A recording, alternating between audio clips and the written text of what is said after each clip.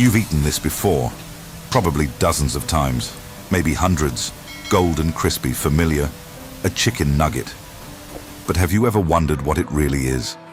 Not the advertising version, not the convenient story, the actual process. From living bird to frozen product. Most people never see it. Most people never ask. But once you know, you can't unknow. This is how chicken nuggets are really made. Let's start where most stories about nuggets begin. With comfort, with convenience, with a product so embedded in modern life that questioning it feels almost unnecessary. Chicken nuggets aren't just food. They're cultural infrastructure. You'll find them everywhere. Birthday parties where children celebrate. Mall food courts where teenagers gather. Office lunch breaks where workers grab something quick. Late-night drive-thrus, school cafeterias, airplane meals. They're universal, predictable, safe. Always the same golden color. Always the same texture. Always the same taste. And that's exactly the point. In a world that moves faster every year, the nugget offers something rare. Absolute consistency. No surprises, no disappointments. Just heat and eat. The packaging is bright. The marketing is cheerful. The experience is frictionless. It's fast food perfection, engineered over decades to eliminate every barrier between hunger and satisfaction. But there's something else happening here. Something beyond convenience. The nugget represents a specific kind of achievement. Industrial efficiency applied to feeding millions. Every aspect has been optimized.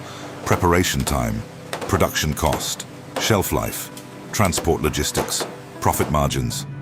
Watch a fast food kitchen during rush hour. Orders assembled in seconds, lines moving constantly, workers in synchronized rhythm.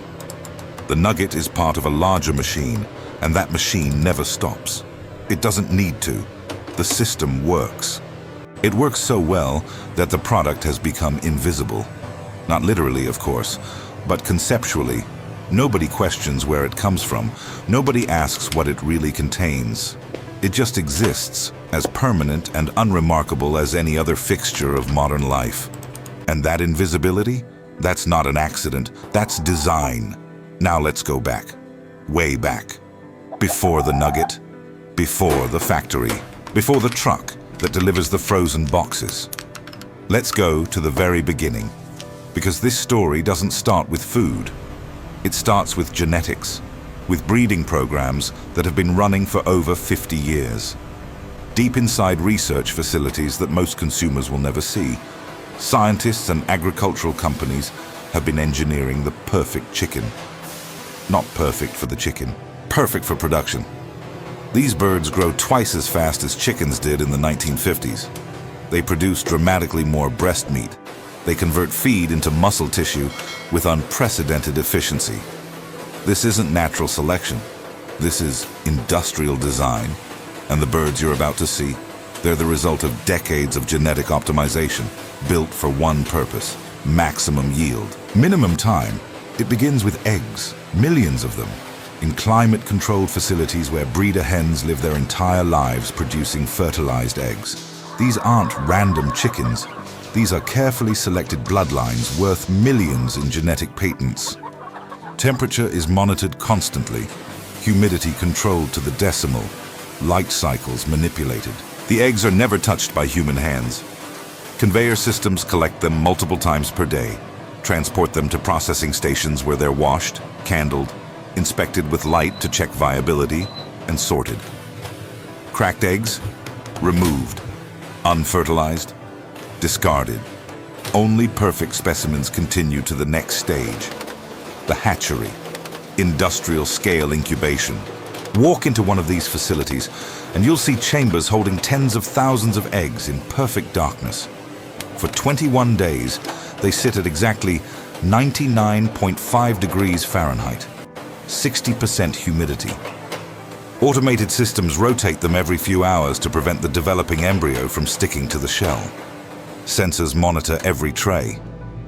Any temperature fluctuation, any humidity change, triggers immediate correction. Nothing is left to chance. On day 18, the eggs move to hatching cabinets. Then, On day 21, it happens. Thousands of chicks breaking through their shells simultaneously. The sound is overwhelming. A constant chorus of new life entering a system that's been waiting for them. But here's where the story takes its first turn, the one most people never consider. These newborn chicks, still wet, still disoriented, are immediately sorted by sex.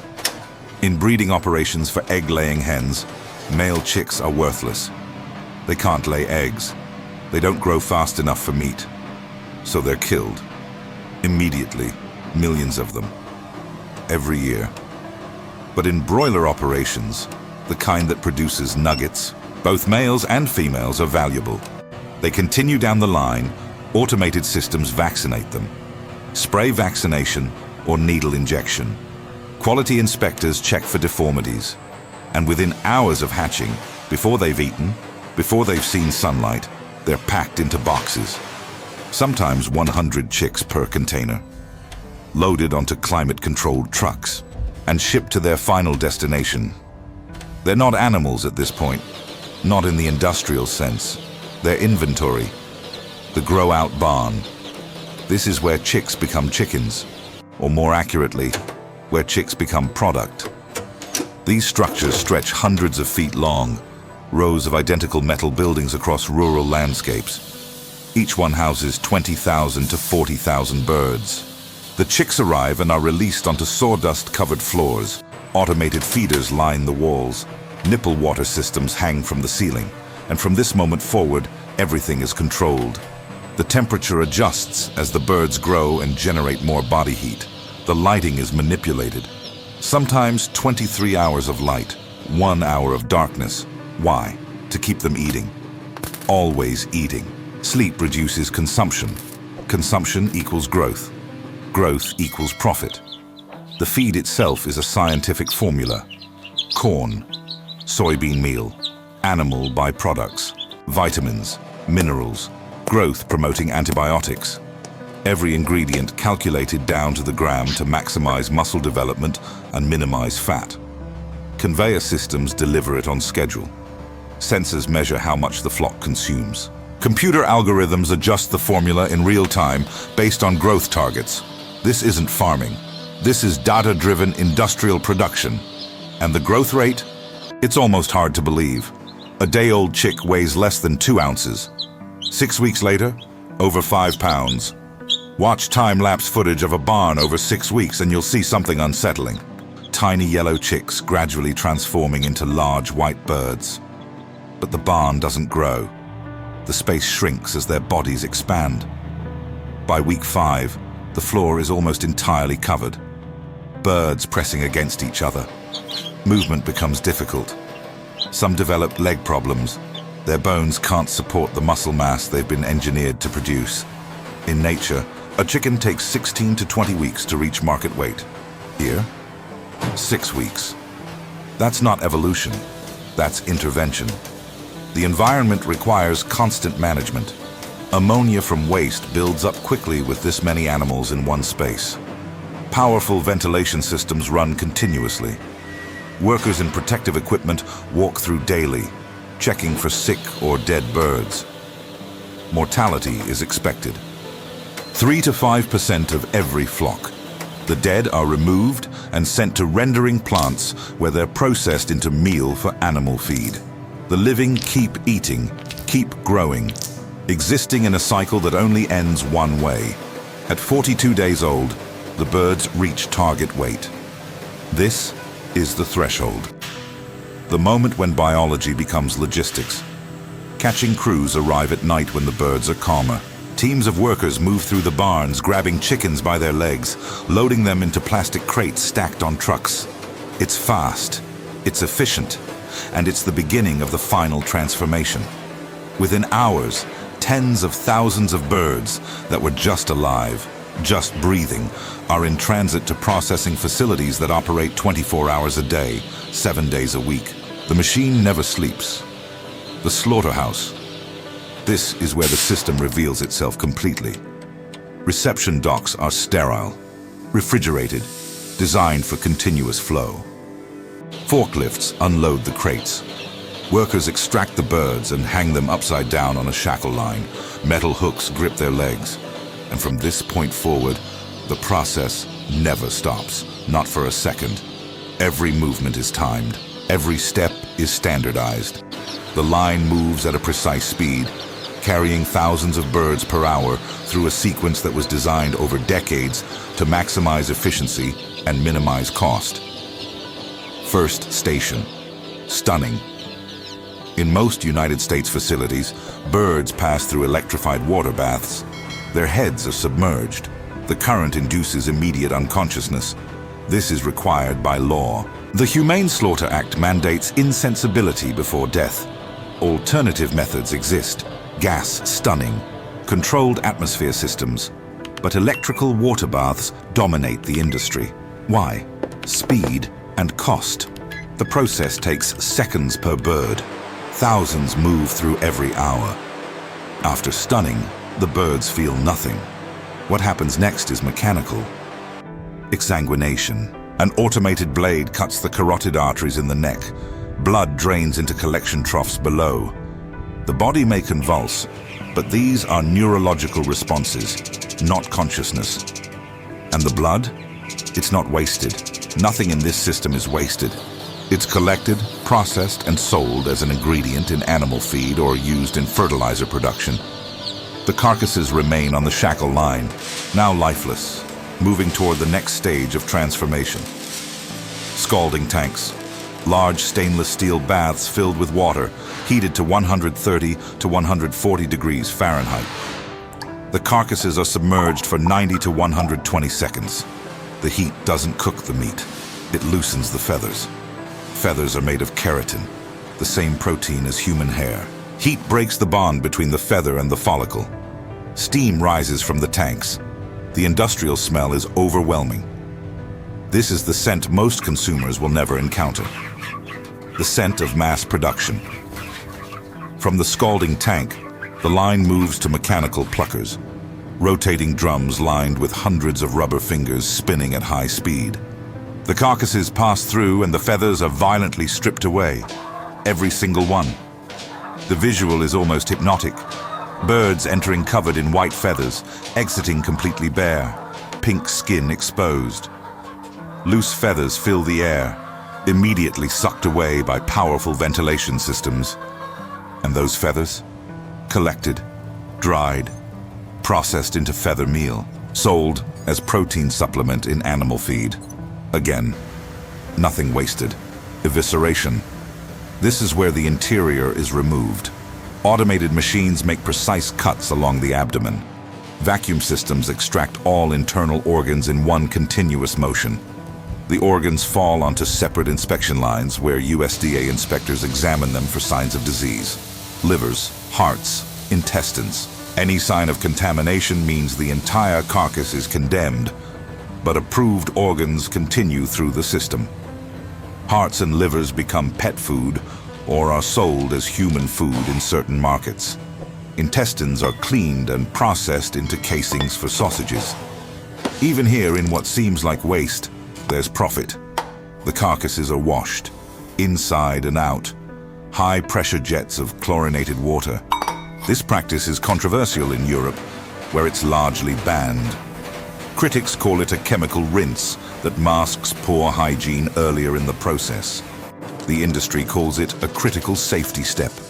Chlorine kills pathogens, Salmonella, Campylobacter, bacteria that cause millions of foodborne illnesses every year. The debate continues. But in the United States, it's standard practice. The water is cold, the pressure is intense, and the carcasses emerge sanitized, chilled, ready for the next transformation. Now comes the critical moment, the point where everything changes, where a chicken stops looking like a chicken. The carcasses enter deboning machines. Blades and mechanical separators strip meat from bones with surgical precision. Breast meat is removed first. That's the premium cut. Whole chicken breasts sold at higher margins. But nuggets? Nuggets don't use premium cuts. They use what's left. The cameras focus on mechanical separation. Bones, cartilage, skin, and remaining meat are forced through sieves under extreme pressure. What emerges is a paste. Pink, homogeneous, completely unrecognizable. This is called mechanically separated chicken. The industry has another term for it: salvage meat. What was once a living animal is now a raw material that looks nothing like its origin. This paste moves to industrial blenders, massive stainless steel drums where additional ingredients are mixed in. Water, salt, sodium phosphate for moisture retention, modified food starch for binding, textured vegetable protein to add bulk and structure, natural and artificial flavors. The mixture is blended until completely uniform. Every molecule evenly distributed, the color standardized, the texture perfected. What you're looking at is no longer chicken in any recognizable sense. It's a manufactured protein product. And this is what nuggets are made from. Now the formation. The mixture is pumped under pressure into molding machines. These machines stamp out shapes with mechanical precision. Every nugget identical. Same weight, 15 to 20 grams. Same thickness, same dimensions. The shapes vary by brand. Some are round, some are shaped like dinosaurs or stars for children. But the process is the same. Thousands per minute. The rhythm is constant, hypnotic. This is where biology becomes geometry, where organic material becomes a standardized consumer product. Watch closely. This is the transformation that makes everything possible. The formed nuggets immediately move to the breading line. This happens in 3 precise steps. First, a flour duster. Fine wheat flour coats every surface. Second, a liquid batter bath. Water, flour, leavening agents. This creates adhesion, the coating that will hold everything together. Third, the final breading station. A cascade of breadcrumbs, often made from recycled bread waste from bakeries, rains down from above. Mechanical agitators ensure even coverage. Every angle, every surface. The excess breading falls away, collected and recycled back into the system. Nothing wasted, not even crumbs. Pre-frying. The breaded nuggets enter continuous fryers. Long metal tanks filled with vegetable oil heated to 375 degrees Fahrenheit. But they don't cook completely. They're only in the oil for 60 to 90 seconds, just long enough to set the breading, to lock the coating in place, to create that golden color consumers expect. The nuggets emerge looking ready to eat, but they're still raw inside. This partial cooking serves a specific purpose. It allows the product to be frozen without the breading falling apart. And it means the final cooking can happen anywhere. In a home oven, a fast food fryer, an air fryer. The product is designed for universal compatibility. Flash freezing. This happens immediately. The hot nuggets from the fryer go directly into cryogenic tunnels. Liquid nitrogen, or ultra-cold air at -40 degrees Fahrenheit. The temperature drop is so sudden that moisture inside the nugget crystallizes instantly into tiny ice crystals. This prevents the large ice crystal formation that would damage texture and create freezer burn. Within minutes, the nuggets go from 375 degrees to -40, from hot oil to frozen solid. And this speed is critical. It's what allows a nugget to be stored for months and still taste freshly made. Quality control. This stage is almost entirely automated. Vision systems scan every nugget as it passes on the conveyor. Cameras take multiple images per second. Software analyzes shape, color, size. Lasers measure dimensions to ensure consistency. Scales check weight. Metal detectors scan for any foreign objects. Any nugget that fails any parameter is automatically diverted, rejected. The acceptance rate is typically 98 to 99%. And those rejected nuggets? They're not thrown away. They're ground up and recycled back into the meat mixture. The cycle continues. Packaging. Robotic arms arrange nuggets in precise patterns. Plastic bags are filled, weighed, sealed. Labels are applied with nutritional information, cooking instructions, expiration dates. The bags go into cardboard boxes. The boxes go onto pallets. The pallets are wrapped in plastic and moved into freezer storage warehouses kept at 0 degrees Fahrenheit. The entire journey from live bird to frozen packaged product takes approximately 3 to 4 hours. Think about that. 4 hours ago, these were living, breathing animals. Now they're consumer goods with barcodes and sell-by dates. Industrial freezers store millions of pounds of nuggets. Refrigerated trucks arrive on schedules optimized by algorithms. Routes calculated for fuel efficiency and delivery speed. These trucks carry the product to distribution centers. From there to restaurants, supermarkets, schools, hospitals. The logistics are invisible to consumers, but staggering in scale. This product travels thousands of miles, crosses borders, feeds fast food chains in dozens of countries. The infrastructure required to make this system work is almost incomprehensible. And it all happens in the background, hidden, efficient, relentless. At the final destination, something interesting happens. The entire process disappears, all of it. The breeding facilities, the grow-out barns, the slaughterhouse, the mechanical separation, the chemical additives, the industrial machinery, all of it vanishes behind a simple transaction. Would you like nuggets with that? Watch people in a fast food restaurant, families eating together, children playing while they eat, workers on quick lunch breaks. Nobody thinks about the origin. Nobody connects the golden product on their tray to anything we just described. And why would they? The system was designed for exactly this, to create distance, to make the process invisible, to transform complexity into convenience. The nugget exists in a bubble of manufactured simplicity, and that bubble almost never breaks. But there are cracks, growing ones. Animal welfare organizations have documented conditions in grow-out barns. The density, the health problems, the accelerated growth rates that cause suffering. Environmental scientists point to the ecological cost. Greenhouse gas emissions from industrial chicken production, water consumption, pollution from waste, deforestation to grow feed crops. Economic researchers highlight the concentration of power. A handful of corporations control the entire supply chain, from genetics to processing to distribution. The system is efficient, but it's also fragile, and it's definitely not invisible to everyone. Some countries have responded with regulations, stricter animal welfare laws, bans on certain practices. The European Union prohibits chlorine-washed chicken. Some regions require slower growing breeds, better living conditions, but these reforms are limited, and they're expensive. The industry argues that stricter standards would increase costs and reduce efficiency. That feeding billions of people requires industrial-scale production. That there's no alternative that can match current output. And for now, they're mostly right. The traditional nugget still dominates, still defines the market, still sets the standard for price and availability. But alternatives are emerging. Laboratories growing meat directly from cells. No animals, no slaughter. Just muscle tissue cultivated in bioreactors.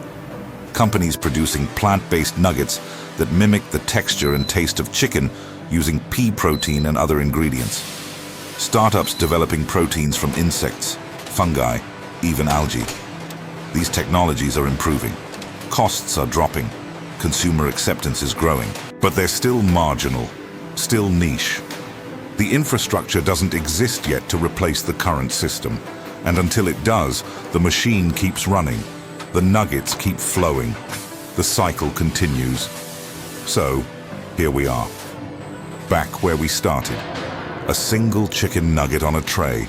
Golden, crispy, familiar. But now you know what it really is. Not just chicken, not just food. It's the endpoint of a system that touches genetics, industrial agriculture, mechanical engineering, food science, global logistics, and consumer psychology. It's a product that required decades of optimization to perfect. and it's designed to make you never think about any of this. After seeing the entire process, does it still seem like just convenient food? Or is it something more, something bigger and more complex than it appears? That's a question only you can answer. The information is here. The choice is yours. And whatever you decide, the system will keep running, because it was built to run, regardless of whether anyone is watching.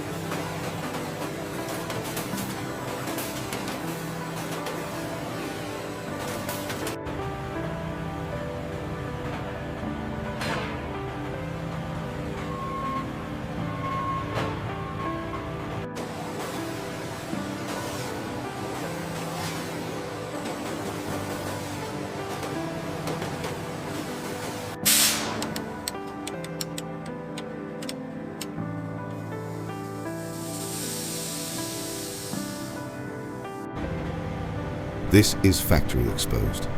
We reveal what really happens behind the world's largest industrial operations. If you want to see more processes that most people never see but everyone consumes, there are more investigations waiting. The systems are hidden, but they're not invisible, not anymore. We'll see you in the next one.